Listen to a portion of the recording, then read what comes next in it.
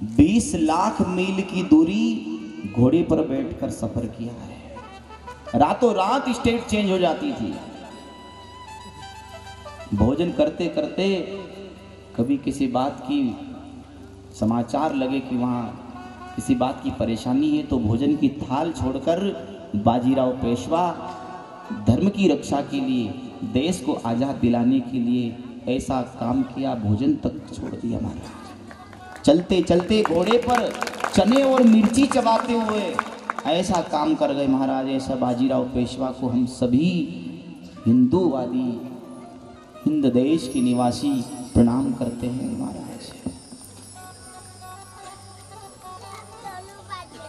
लू लगने से यहाँ उनकी वीरगति हो गई और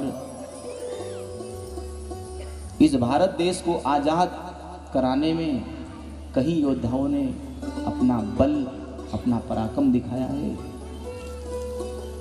ऐसे ही माता नर्मदा का पावन किनारा रावेर खेड़ी गांव, जहां बाबा रामदेव रामेश्वर महाराज विराजमान है, जिसकी स्थापना बाजीराव पेशवा ने अपनी पत्नी काशीबाई के लिए स्थापना कराई है। समाधि के ठीक सामने रामेश्वर भगवान का मंदिर है, जिसकी स्थापना बाजीराव पेशवा ने अपनी पत्नी काशीबाई के लिए करवाई है। अपनी मृत्यु से ठीक 8 वर्ष पहले 1740 में लू लगने से वीरगति हो गई और 1735 में इस रामेश्वर भगवान की स्थापना कराई थी महाराज। ऐसे रामेश्वर भगवान नर्मदा के तट पर एक जगह और आएंगे गुजरात क्षेत्र में, और एक आपके रावेर में। एक वीर गाथा का वाचन मंच से करते हैं आदरणीय अनिल भाई बिरला, जो आपके ही गांव के निवासी है। बाजीराव पेशवा के एक सैनिक कह ले हम, है ना, जिन्होंने बाजीराव पेशवा की वीर गाथा को बड़े सुंदर भाव में लिखा है और उसका गायन करके उसको देश विदेशों तक पहुंचाने का प्रयास किया है। बाजीराव पेशवा के इस इतिहास के नींव के पत्थर है अनिल भाई बिरला, आपको व्यासपीठ से कहना, नींव के पत्थर कह बाजीराव पेशवा के वीर सैनिक आज हमारे मध्य में विराजमान है। उनकी एक वीर गाथा।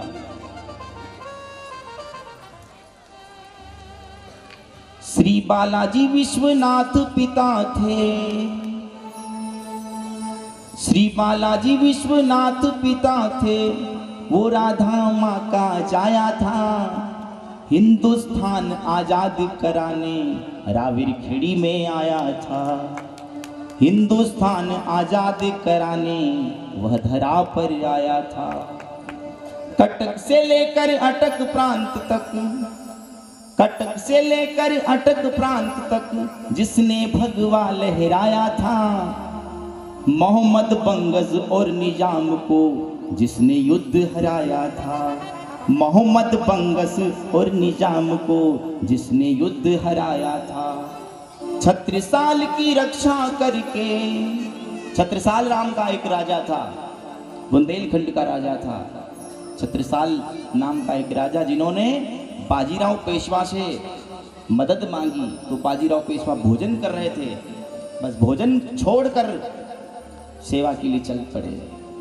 छत्रसाल की रक्षा करके, बुंदेल प्रांत की रक्षा करके मालवानी माड़ को भी पाया था। काशीबाई मस्तानी से जिन्होंने ब्याह रचाया था। काशीबाई मस्तानी से जिन्होंने ब्याह रचाया था। नाना साहेब शमशेर बहादुर को, नाना साहेब शमशेर बहादुर को पुत्र रत्न में पाया था। दिल्ली के तख्त भी कांप उठे जब उसने धाक जमाया था।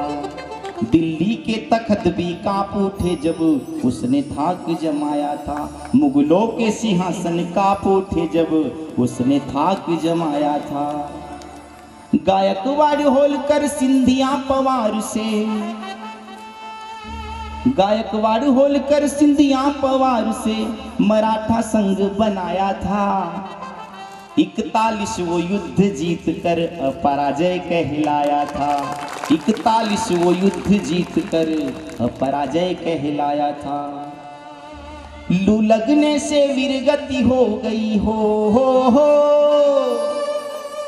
लू लगने से वीरगति हो गई, नर्मदा तट पर वीरगति हो गई। वीर अमर बलिदानी की यही कहानी लिखी अनिल ने बाजीराव सेनानी की। यही कहानी लिखी अनिल ने बाजीराव सेनानी की। बहुत बढ़िया, आपको प्रणाम है। ऐसे महान योद्धा की वीर गाथा को जन जन तक पहुंचाने का प्रयास किया और इनके इतिहास के आप नींव के पत्थर बने। इस भूमि पर ऐसे ऐसे संत आए महाराज, क्योंकि ये कटक से लेकर अटक प्रांत तक जिन्हें भगवा लहराया था, वो जब आते थे तो यहाँ उनका पड़ाव होता था और यहीं से वो फिर पार होके अपना सब कुछ काम करते थे महाराज। भारत देश को आज़ाद दिलाने में, धर्म की रक्षा के लिए कई वीर बलिदानियों ने अपने बलिदान दिए महाराज। उनके बलिदान को याद रखना है, हम भी धर्म को जीवित जागृत रखें, ऐसी भावना हमें होना चाहिए। और एक अपनी निमाड़ी तर्ज जिसको लावणी कहते महाराज, उसी लावणी तर्ज में एक हमारे शिवशंकर जी कुशवाहा जिन्होंने बड़ी सुंदर रचना लिखी है। आओ बाजीराव पेशवा पर हम इस भजन का भी गायन करके पुनः आगे की ओर बढ़ेंगे।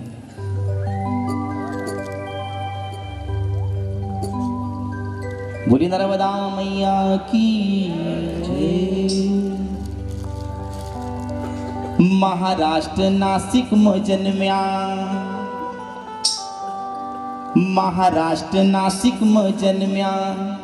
डंको जे को वाज, डंको जे को वाज, डंको जे को वाज, डंको जे को वाज, डंको जे को वाज, डंको जे को वाज, डंको जे को वाज, डंको जे को वाज।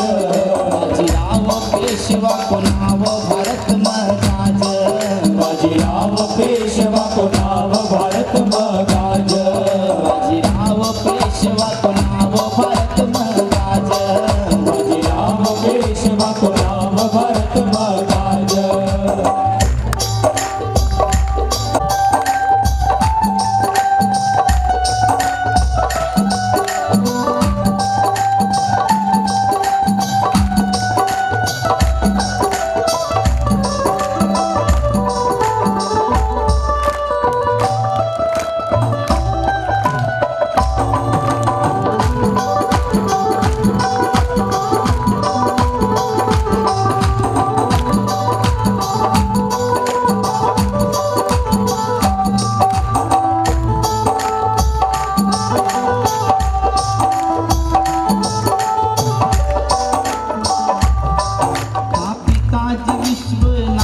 बालाजी भाई, पिता बालाजी विश्वनाथ जी भाई, पिता बालाजी विश्वनाथ जी भाई, पिता बालाजी विश्वनाथ जी भाई।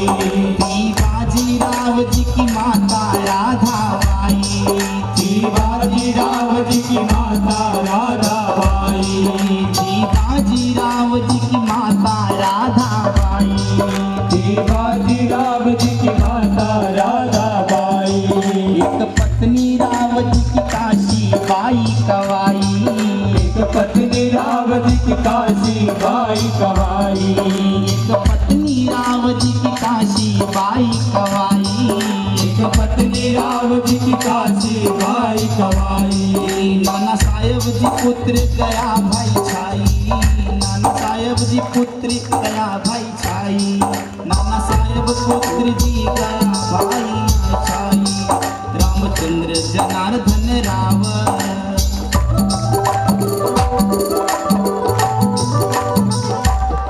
रामचंद्र जनार्दन राव। संभाल काज, संभाल काज, संभाल काज, संभाल काज, संभाल काज, संभाल काज, संभाल काज, संभाल काज। बाजीराव पेशवा को नाव भारत में गाज, बाजीराव को नाव भरत मगाज, बाजीराव पेशवा को नाव भरत मगाज, बाजीराव पेशवा को नाव भरत मगाज।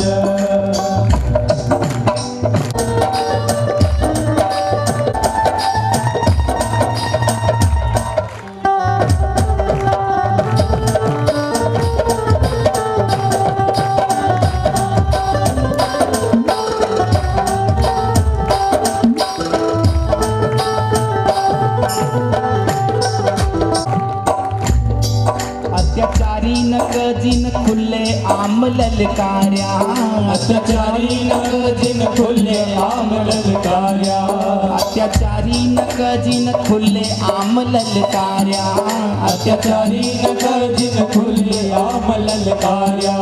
भारत की आजादी का लेन दुष्ट नक मार्या, भारत की आजादी का लेन दुष्ट न कमाया, भारत की आजादी का लेन दुष्ट नक मार्या, भारत की आजादी का लेन दुष्ट न कमाया। 2 लाख मील की सफर घोड़ा पर सवार्या, 2 लाख मील की सफर घोड़ा पर सवारिया, 2 लाख मील की सफर घोड़ा पर सवार्या, 2 लाख मील की सफर घोड़ा पर सवारिया। 41 युद्ध वो जीत्या कभी नहीं हार्या, 41 युद्ध वो जीत्या कभी नहीं हारा, 41 युद्ध वो जीत्या कभी नहीं हार्या, 41 युद्ध वो जीत्या कभी नहीं हारा। बाजीराव हार्या नहीं जंग,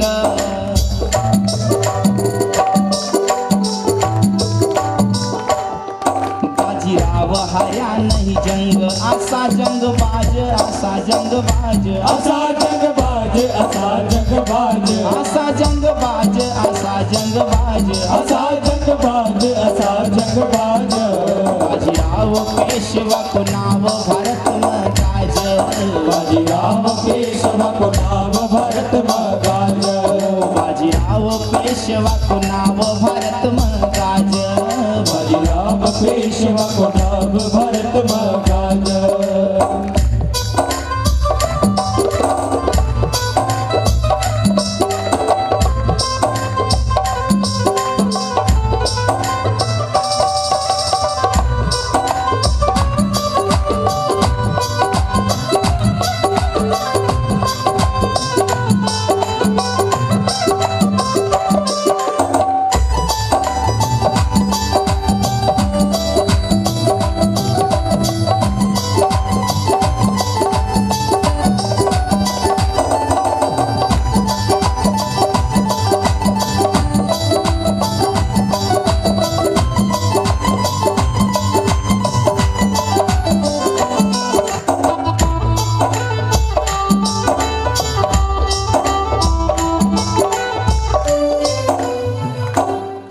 महिषर की अहिल्या रानी राव जी कमान, महेश्वर की अहिल्या रानी राव जी कमान, महेश्वर की अहिल्या रानी राव जी कमान, महेश्वर की अहिल्या रानी राव जी कमान।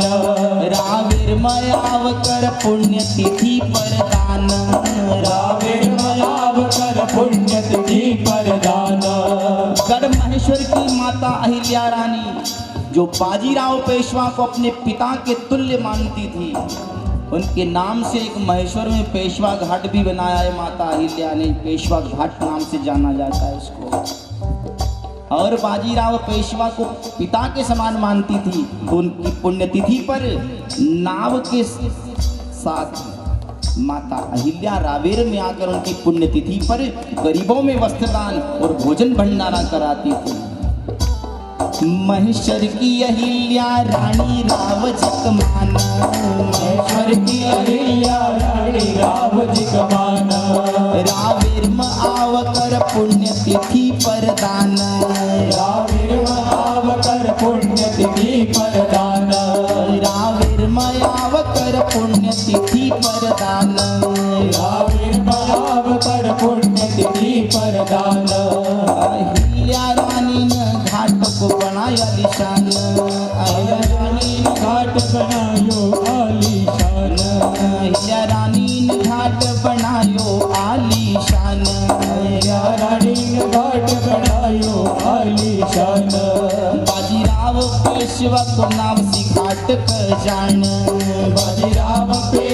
का नाम सी घाट का जान बाजीराव पेशवा का नाम सी घाट का जान बाजीराव पेशवा का नाम सी घाट का जान महेश्वर मरेवा तट घाट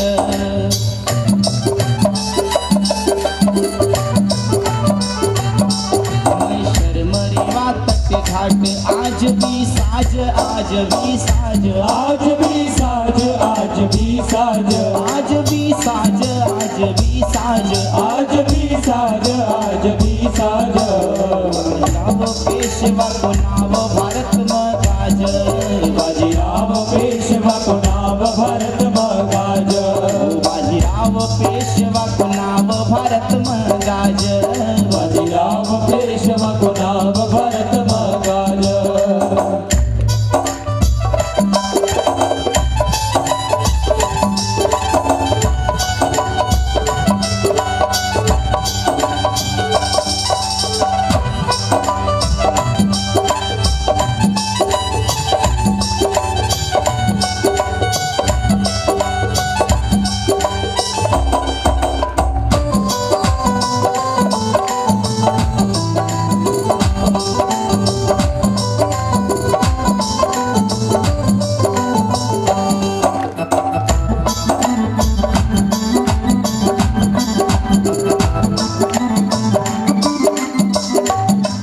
अरे वाह भक्त सेनापति सरदार अरे वाह भक्त वो सेनापति सरदार अरे वाह भक्त सेनापति सरदार अरे वाह भक्त वो सेनापति सरदार लू लगी न उनका आयो तेज बुखार लू लगी न उनका आयु तेज बुखार लू लगी न उनका आयो तेज बुखार लू लगी न उनका आयु तेज बुखार रावीर मरेवा तट गया स्वर्ग सीधार रावीर मरेवा तट गया स्वर्ग सीधार रावीर मरेवा तट गया स्वर्ग सीधार रावीर मरेवा तट गया स्वर्ग सीधार असा महान योद्धा पर कर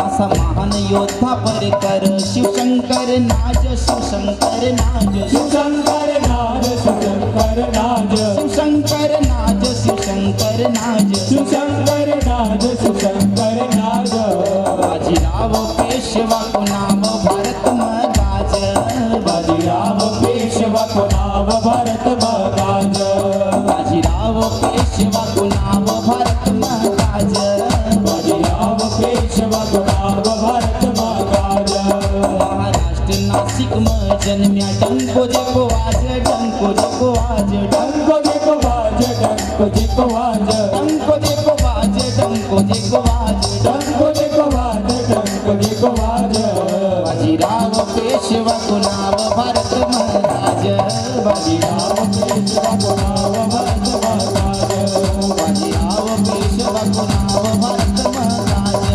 बाजीराव पेशवा को नाम भारत मगाज बाजीराव पेशवा को नाम भारत में गाज बाजीराव पेशवा को नाम भारत मगाज वीर बाजीराव पेशवा अमर रहे अमर रहे अमर रहे। ऐसे वीर को हम सभी प्रणाम करते हैं। आइए हम अनिल भाई का स्वागत करना चाहते हैं क्योंकि ये धर्म गादी है और जिनने धर्म की रक्षा के लिए ऐसे वीर योद्धा की एक वीर गाथा की रचना करी है और नींव के पत्थर बने हैं। तो आओ अनिल भैया बिरला जी आपका स्वागत है। राजनीति के मंच पर आपका स्वागत नहीं हुआ पर धर्मनीति के मंच पर आपका स्वागत हो रहा है। आपका वंदन अभिनंदन।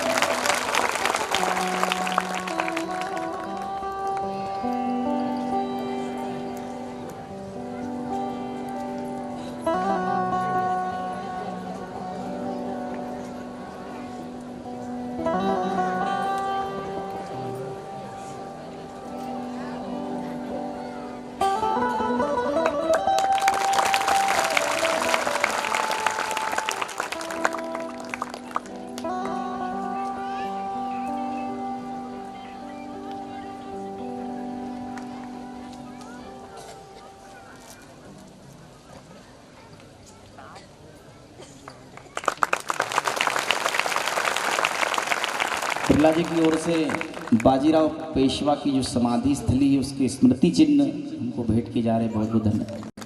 पूरे गांव की ओर से ये स्मृति चिन्ह व्यास मंच पर भेंट, हार्दिक धन्यवाद। वीर गाथा उसके साथ में, बहुत बहुत धन्यवाद आपका। जय हो, जय हो।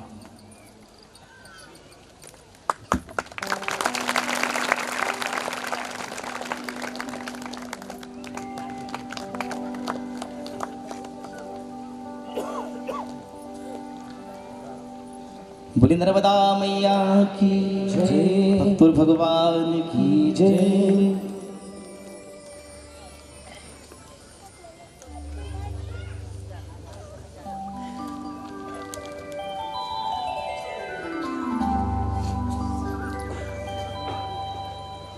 वीर अमर बलिदानी राजा बाजीराव पेशवा, जिनकी लू लगने से वीरगति हो गई, उन्हीं बाजीराव पेशवा की समाधि विद्यमान है। सामने रामेश्वर भगवान, जिसकी स्थापना बाजीराव पेशवा ने अपनी पत्नी बेटा के से चलाओ वो माता पिता की आँखों का तारा, बेटा कैसे चलाऊंगी आरा। माता पिता की आँखों का तारा, बेटा कैसे चलाओ यारा। वो 9 महीने तक बोझ उठाया, 9 महीने तक बोझ उठाया। वो 9 महीने तक बोझ उठाया, 9 महीने तक बोझ उठाया। वो जन्म दिया जब अति दुख पाया, जन्म दिया जब अति दुख पाया। वो जन्म दिया तब अति दुख पाया, जन्म दिया जब अति दुख पाया। पाला पोसा पुचकारा, बेटा कैसे चलाऊंगी आरा। मैंने पाला पोसा पुचकारा, बेटा कैसे चलाओ यारा। वो माता पिता की आँखों का तारा, बेटा कैसे चलाऊंगी आरा।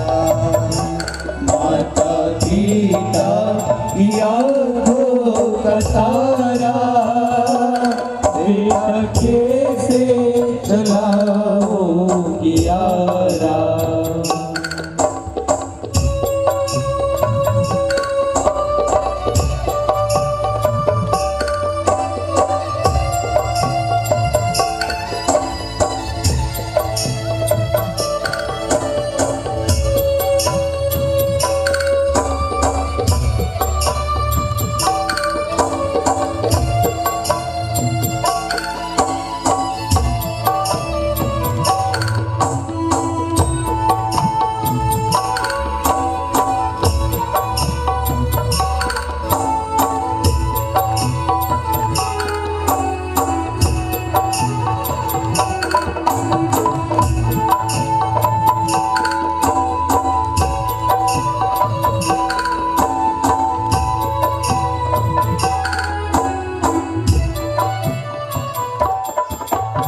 सूखे में सुलाया, मैं गीले में सोई, सुखे में सुलाया, मैं गीले में सोई। सूखे में सुलाया, मैं गीले में सोई। सुखे में सुलाया, मैं गीले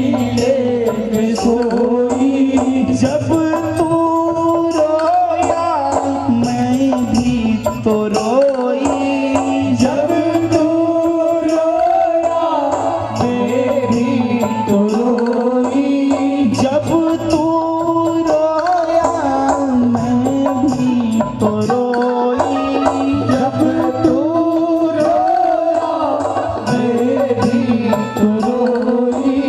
माला पोसा पुचकारा, बेटा कैसे चलाऊंगी आरा। मैंने माला पोसा पुचकारा, बेटा कैसे चलाऊंगी आरा। मैंने पाला पोसा पुचकारा, बेटा कैसे चलाऊंगी आरा। मैंने पाला पोसा पुचकारा, बेटा कैसे चलाऊंगी आरा।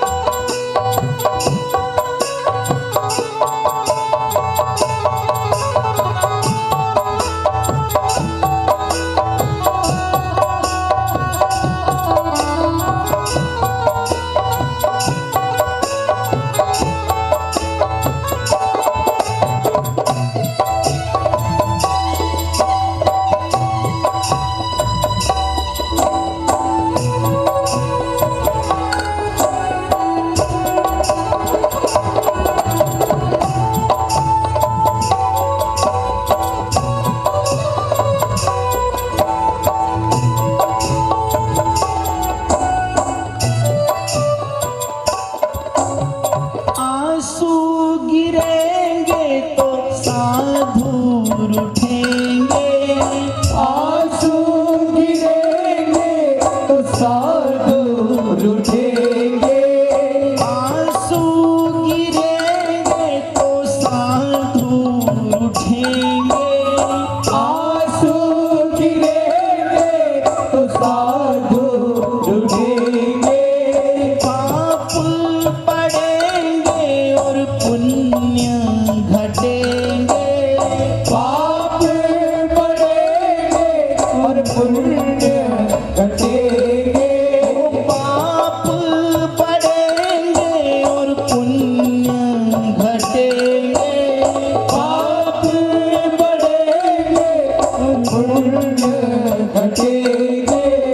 अप जस दे संसारा, बेटा कैसे चलाऊंगी आरा। मुझको अब यश दे सारा, बेटा कैसे चलाऊंगी आरा।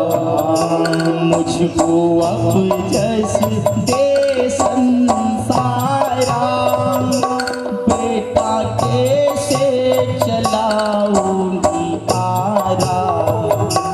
मुझको अब यश दे सारा, बेटा कैसे चलाऊंगी आरा।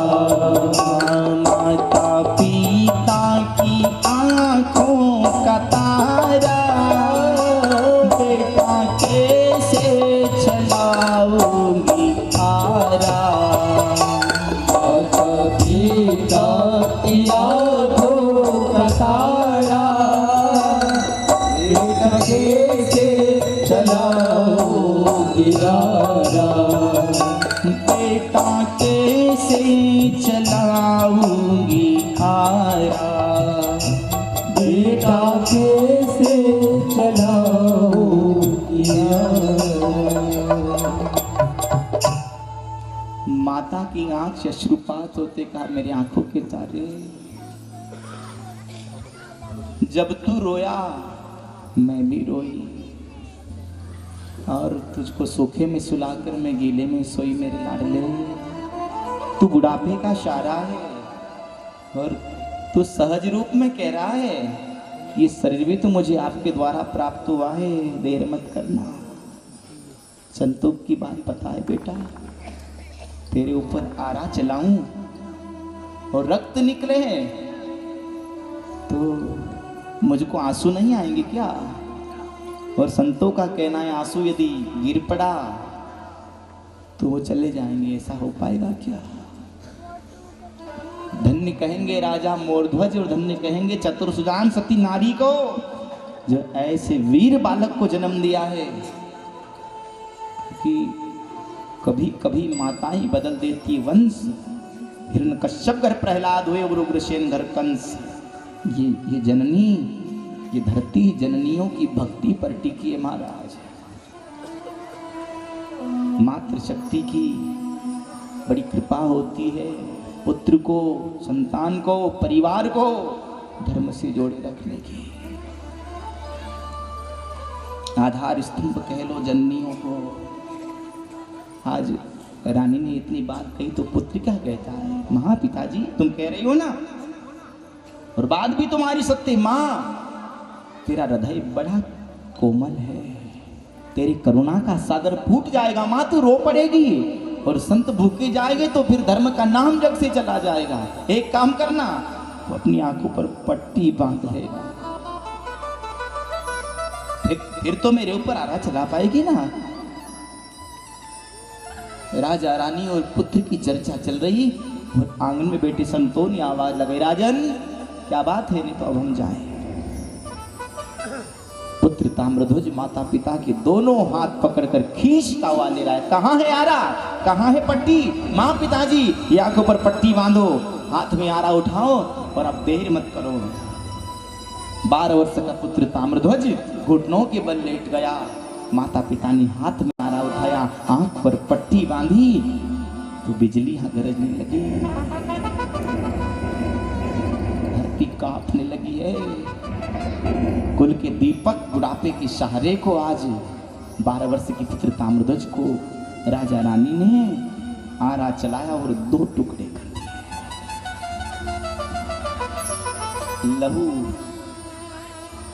जैसे लहू निकला, पुत्र को शेर के समक्ष पटक दिया। पट्टी खोली ना, मां लहू को देख नहीं पाई,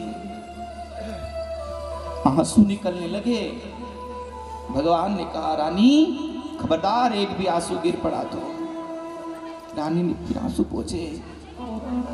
अब भगवान कह रहे, राजन तुम्हारी रानी को आदेश दो भोजन बनाए। राजा ने कहा, भगवान पहले तुम्हारे शेर को आदेश दो पुत्र को भक्षण कर ले, हम देख नहीं पा रहे हैं, हम देख नहीं पा रहे। भगवान ने बात पलट दी, नहीं राजन, अब तक क्या बात थी?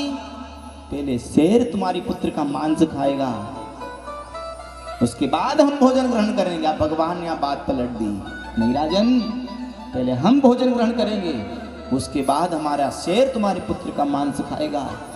तुम्हारी रानी को आदेश दो रसोई घर में जाए, भोजन बनाए।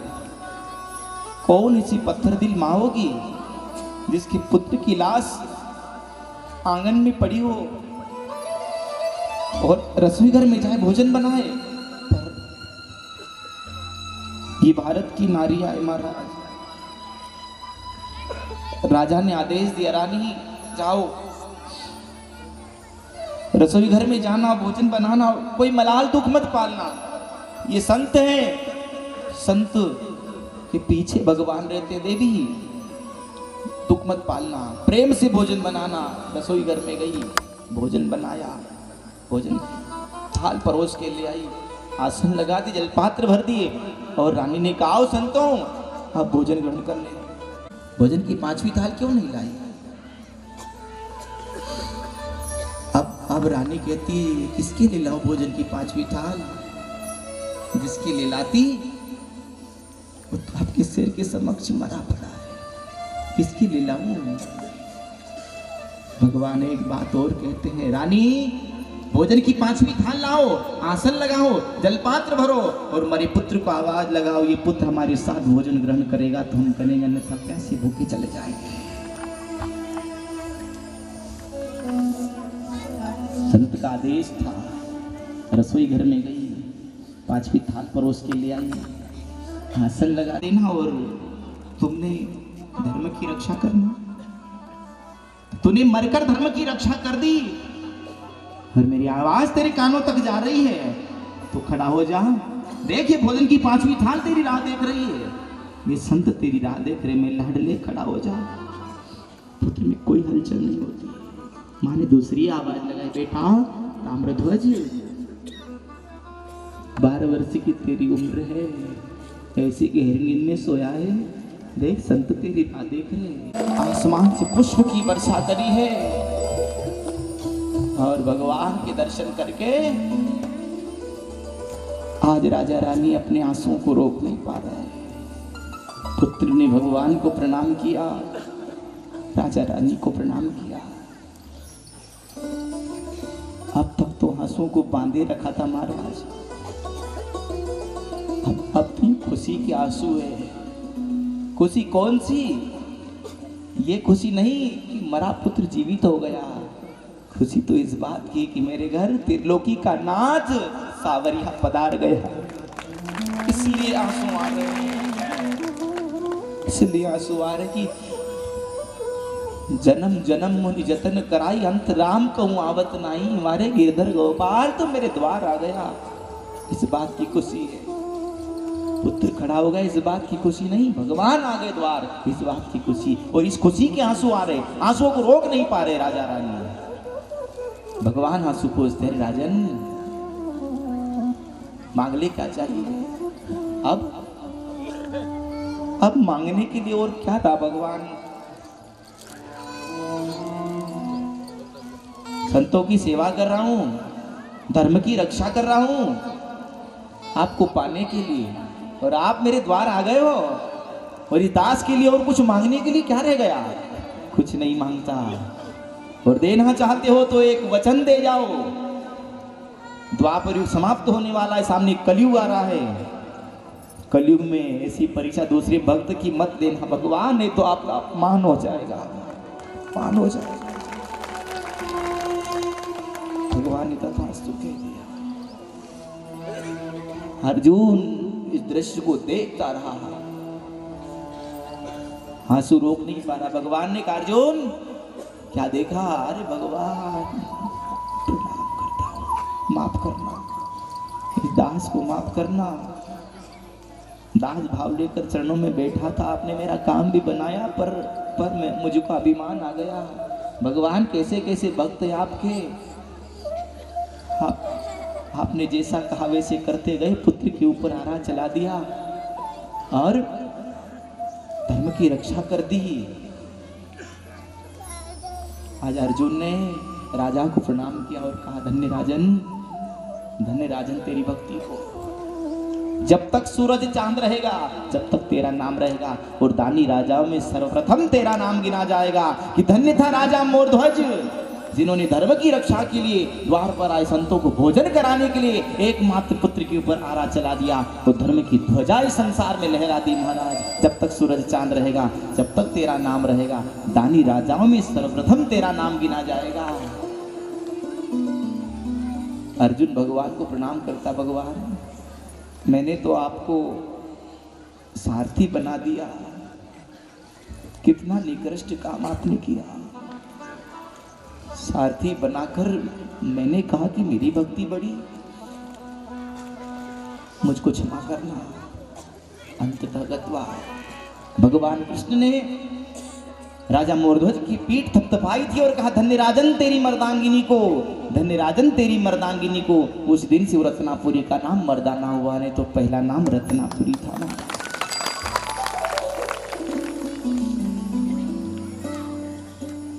राजा मोरध्वज की पवित्र पावन नगरी मर्दाना, खंडहर की लाज विद्यमान है, मयूरेश्वर महादेव है। मर्दाना नगरी से पुनः आगे बढ़ते हैं, नगामा गांव आता है जहाँ नव नागों की तपोस्थली है। नव नागों को माता कद्रू का श्राप लगा था और धरती पर गिर पड़े, पेट के बल रेंग रहे थे। उन्हीं नवनागों ने यहाँ तपस्या करी। नवनागों की तपस्थली होने से इसका पुराना नाम है नगावा, जिसको की उम्र थी बाबा की। यात्रा करते करते, परिक्रमा करते करते बाबा इस भट्ट्यान नगरी में आए। बरसात का समय था, नदी नाले उफान थे। बहुत पानी था, रुक गए। एक नौजवान युवक को एक लंगोटी में देखा तो नगरवासी आए और पूछा, आपका क्या नाम है बाबा? तो उस समय मौन व्रत धारण किए हुए थे बाबा, बोलते नहीं थे। बाबा ने 12 वर्ष तक जमीन को पीठ नहीं लगाई, सोए नहीं, बोले नहीं, केवल अखंड रामायण का पाठ किया। और आए उस समय तो बिल्कुल मौन व्रत धारण था, बोलते नहीं थे। सबसे हाथ जोड़ के सियाराम कहा, तब से उनका नाम सियाराम हुआ। बोलो सियाराम बाबा की जय। अब पेट की भूख को बुझाने के लिए नीम की पत्तियां खाते, बिलपत्र खाते, ऐसी कठोर साधना को देखकर ग्रामवासियों ने भोजन देना प्रारंभ किया। तो जितना भी भोजन आता, खीर, कड़ी, चावल, रोटी, सब्जी, दाल, चावल जो भी आए, बाबा सबको एक पात्र में एकत्रित कर लेते, जितना लगता है उतना खाते हैं और बाकी मछलियों को खिला देते हैं। और वही परंपरा आज भी चल रही है। 10-20 घर से भोजन आता है, एक पात्र में एकत्रित होता है, जितना लगते हैं उतना खाते हैं और बाकी नर्मदा जी में मछलियों को खिलाते हैं। उनके आश्रम पे बहुत सारे कुत्ते भी है महाराज, धन्य कहेंगे उन कुत्तों के भाग को, उनके पुण्य को। हम जैसे भगत तो 8, 12 दिन, 15 दिन, महीने, 4 महीने में दर्शन करने जाते हैं, पर धन्य कहेंगे उन कुत्तों की पूर्व जन्म की भक्ति को, जो बाबा के चरणों में लेट रहे। संत की चरण रज में कितनी शक्ति है महाराज, वो कुत्तों का पुण्य समझना जो बाबा के चरण में लोट लगा रहे हैं। बहुत पुण्य है, पर पाप ऐसा होगा जो स्वान कुत्ते की योनि मिली, पर इसके बाद तो उनको परम धाम मिलेगा, ये बात सत्य है। कहाँ बैठे? संत की चरण में बैठे। संत नहीं, भगवंत है महाराज। वो तो हमारा सौभाग्य है अपने पास में बाबा। इस नर्मदा खंड में निमाड़ की बात करें तो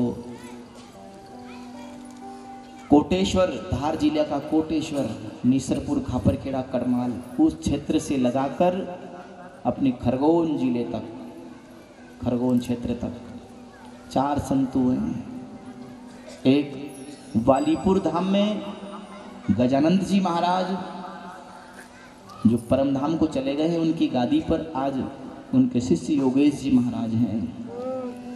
वो भी भोजन ग्रहण नहीं करते, केवल एक बार 24 घंटे में जलपान करते हैं, और कब कर लेते ये भी पता नहीं है। पूरे 24 घंटे में एक बार जलपान करते हैं और कब कर लेते वो भी पता नहीं रहता भक्तों को।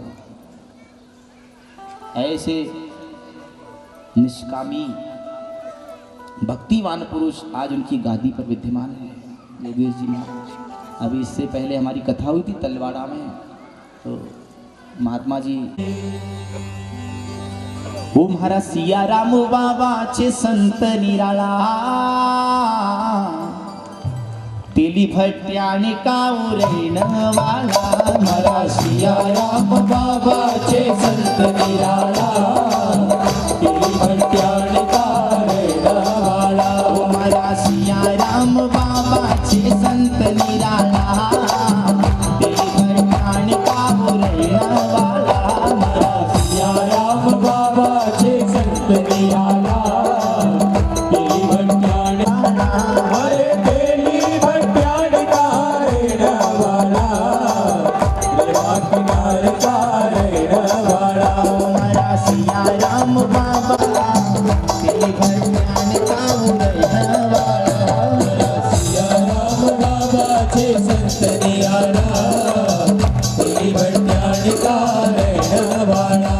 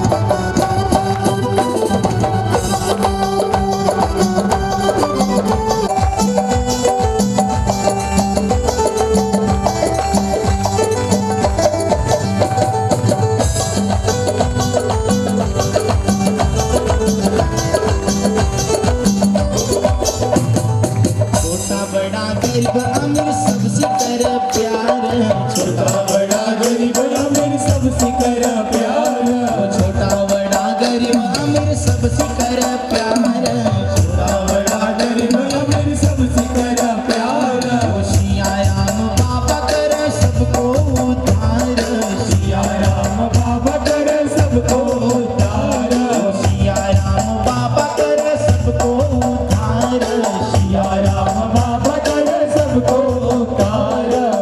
उनका दर्शन सी ओ सिया राम, उनका दर्शन सी होया भाई हृदय उजाड़ा, तेरी भंडार का देने वाला, उनका दर्शन सी होया भाई हृदय उजाड़ा, केवल ज्ञान पाने वाला, उनका दर्शन सी, उनका दर्शन सी, दर्शन से होया भाई हृदय उजाला, केवल ज्ञान पाने वाला, हमारा सिया राम बाबा छे संत निराला, केवल ज्ञान पाओ, सिया राम बाबा जे संत निराला, केवल ज्ञान पाने वाला, हमारे बाकी नारे वाला, हमारे बाकी नारे कारे वाला, हमारे बाकी नारे ओ सिया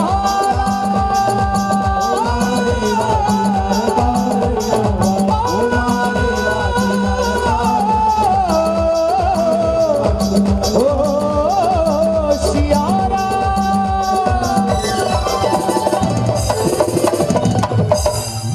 सिया राम बाबा की जय। भक्तवत्सल भगवान की जय। सिया राम बाबा की पवित्र भट्टान नगरी, जहाँ इस समय बाबा विद्यमान है, और पास में ही एक गौधारी घाट है, जिसको सात पिपली घाट भी कहते हैं और गौधारी घाट भी कहते हैं। एक शिष्ट नाम के महात्मा थे और एक ब्राह्मण थे। ब्राह्मण के द्वारा गौ माता की मृत्यु हो गई। गौ माता का पाप पीछा नहीं छोड़ता। एक महात्मा जी के पास गए, महात्मा जी क्या करूं? महात्मा जी ने एक पीपल की सूखी लकड़ी दे दी और कहा जाओ, सूखी लकड़ी को लेकर जाना, हर तीर्थ में स्नान करना, सूखी लकड़ी को भी जल में डुबोना, जहाँ सूखी लकड़ी हरी हो जाए, इसमें पीपल के 7 पत्ते निकल आए, समझ जाना कि तुम्हारे गौ के पाप ने पीछा छोड़ दिया। और पत्तों को जहाँ ये हरी भरी लकड़ी हो जाए, जहाँ पत्ते इसमें निकले, वहीं से तोड़ लेना, किनारे पे रोप देना, तो 7 पीपल तैयार हो जाएंगे। बस महात्मा जी ने आशीर्वाद दिया।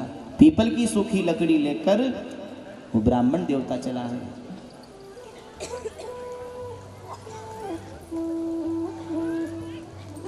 जहां जहां तीर्थ में गए, स्नान किया, सूखी लकड़ी को भी जल में डुबोया।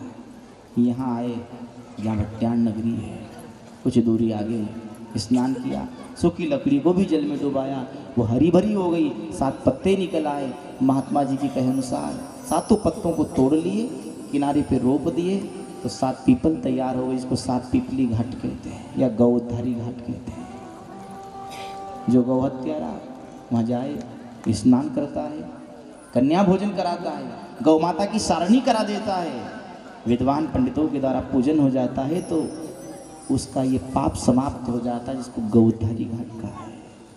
गौधारी घाट, 7 पीपली घाट, भट्टान नगरी से आगे लेपा घाट आता है, जहाँ यादव समाज भारुड़ समाज में धनजी बाबा का जन्म हुआ।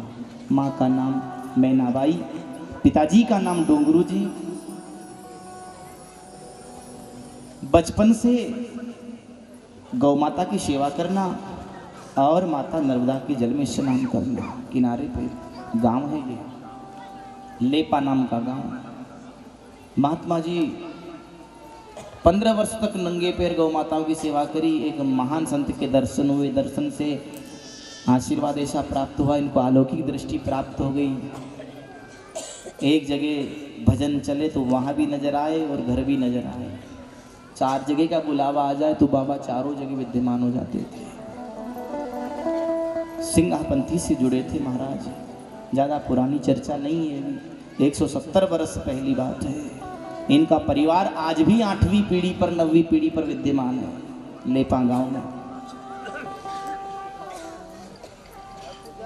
नंगे पैर गौ माताओं की सेवा के फलस्वरूप इनको एक आलो की दृष्टि प्राप्त हुई। कंबल बिछाकर माता नर्मदा के पाट को पार कर लिया करते थे और गौ माता की खूब सेवा करी। जिनकी समाधि यहीं विद्यमान है लेपा घाट पर। धनजी बाबा की समाधि स्थली से आगे बढ़ते तो बेदा नदी का संगम आता है। बेदा नदी माता नर्मदा में आकर मिलती है। यहाँ एक कन्या देह तीर्थ है। एक राजा था, सप्तसेन नाम का राजा, श्रृंगार वल्लरी जिसकी पत्नी का नाम था। उस राजा की तपोस्थली उसको रूप प्राप्त हुआ था, उसकी रानी को भी और उसको भी।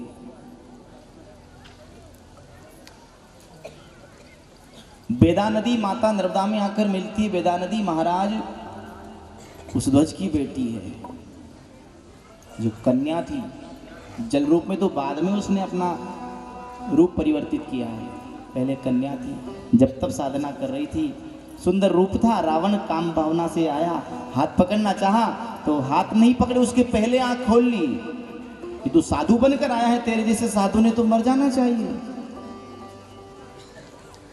क्योंकि एक बार एक अनुभवी ने भी कहा, माता मरे, पिता मरे, बंधु मरे और साधु भी मरे। तो फिर हम जैसे भक्तों को बुरा लगा, बोले महाराज जी आपने ये क्या बात कह दी? माता को कोई मरने के लिए कहता है, पिता को कोई मरने के लिए कहता है, भाई कैसा भी हो, भाई भाई की पूजा होती है और आपने कहा भाई मर जाए। और संत की तो भैंस की पूजा होती है और आप कह रहे हो कि माता मरे, पिता मरे, बंधु मरे और साधु मरे। उस संत ने हम जैसे अचेत जीवों को समझाया कि भैया मैंने सभी माताओं को मरने के लिए नहीं कहा है। माता मरे तो केकई मरे, केकई जैसी माँ की मृत्यु हो जानी चाहिए, जिसके कारण राम जी को वनवास हुआ। और पिता मरने की यदि बात आई है तो फिर हिरण्यकश्यप जैसे पिता ने मर जाना चाहिए, जो अपने पुत्र प्रहलाद को भगवान की भक्ति से रोके। और भाई मरने की यदि बात आती है तो बाली जैसे भाई नहीं मर जाना चाहिए, जो अपने भाई सुग्रीव की पत्नी को रख ले। और साधु मरने की यदि बात आई है तो फिर रावण जैसे साधु नहीं मर जाना चाहिए, क्योंकि रावण भी माता सीता का हरण करने के लिए आया तो साधु भेष धारण करके आया था। आज यही रावण साधु भेष धारण करके वेदवती का कामभाव से हाथ पकड़ना चाहा, आंखें खोल ली, तुम कौन हो, असली स्वरूप में आ जाओ, नहीं तो मैं मेरे नेत्रों की ज्वाला से जलाकर तुम्हें भस्म कर दूंगी। रावण घबराया, असली स्वरूप में आया तो वेदवती ने श्राप दे दिया कि अभी तो मैं जल बनकर बह जाऊंगी, दूसरा जन्म मेरा सीता के रूप में होगा, फिर तेरा नाश कर दूंगी। वही वेदवती जल बन के नदी बन गई, नर्मदा में आके मिलती, इसको वेदा नदी कहा है। और वही वेदवती भी दूसरे जन्म में सीता बनी और रावण की कुल का नाश हुआ। जो वेदवती है ना, जल रूप में परिणित हो गई और दूसरा जन्म सीता रूप में हुआ तो कहाँ गई? अग्निदेव के पास। ये वेदवती सीता अग्निदेव के पास थी। भगवान राम, लक्ष्मण और माता सीता पंचवटी में आए। लक्ष्मण जी फल लेने, लकड़ियां लेने के लिए जंगल गए थे। तब माता सीता से राम जी ने अरदास करी, देवी जिस कार्य के लिए हम आए हैं ना, वो कार्य अब करना है, समय आ गया है, क्या करें पतिदेव? तो बोले तुम अग्निदेव के पास चले जाओ। और अग्निदेव के पास वेदवती सीता है, जो आज वेदा बनी है ना, ये वेदवती सीता अग्निदेव के पास थी। बोले आप अग्निदेव के पास चले जाओ और अग्निदेव के पास वेदवती सीता है, उनसे मैं वो मांगूंगा। लक्ष्मण जी फल और लकड़ियां लेने जंगल में गए। भगवान राम ने अग्निदेव को बुलाया, अग्नि प्रज्वलित करी, अग्निदेव आए और उसी अग्नि में वास्तविक सीता प्रवेश कर गई और वेदवती सीता बाहर आ गई। हरण किसका हुआ? वेदवती सीता का। वास्तविक सीता तो अग्नि में चली गई और पूर्व जन्म में उसने श्राप दिया था कि मैं वेदवती सीता बनूंगी, तेरे कुल का नाश करूंगी। वेदवती सीता का ही हरण करके रावण ले गया और संपूर्ण कुल का नाश करा लिया। तभी तो युद्ध जीत गए, उसके बाद में माता सीता की अग्नि परीक्षा हुई। तो ये तो केवल हम जैसे भक्तों को, लोगों को दिखाने के लिए कि माता सीता वहाँ से आई तो भगवान ने अग्नि परीक्षा कराई, पर ये भगवान राम की गोपनीय बात थी। अग्निदेव को प्रकट किया और वेदवती सीता अग्निदेव में प्रवेश कर गई और उधर से वास्तविक सीता बाहर आ गए। बोलो रामचंद्र भगवान की जय। वेदा नदी के संगम से फिर आगे मकणक ऋषि की तपोभूमि, विशोखा नदी का संगम, जहाँ अरुंधति माँ और नागकन्या स्नान करने के लिए आती है। कठोरा गांव, हिरण्यगर्भा नाम की नदी माता नर्मदा में आकर मिलती, जो ब्रह्मा जी की मानस पुत्रों की तपस्या से निकली हिरण्यगर्भा नदी, जो माता नर्मदा में आकर मिलती है। शाली वाहिनेश्वर भगवान का नाम है और नावड़ा टवड़ी गांव का नाम है। आगे सहस्त्रधारा, दोनों तटों को सहस्त्रधारा कहते, दक्षिण तट भी और उत्तर तट भी। महेश्वर के राजा सहस्त्रबाहु ने स्नान किया तो सहस्त्र भुजाओं में से माता नर्मदा अलग अलग धाराओं में बह गई, जो आज भी बहती, जिसको सहस्त्रधारा कहते हैं। फिर बलगांव आता है, फिर पांडवा नाम का गांव, जहाँ 7 कुंडों से 7 माता निकली है, लखवारों की स्नान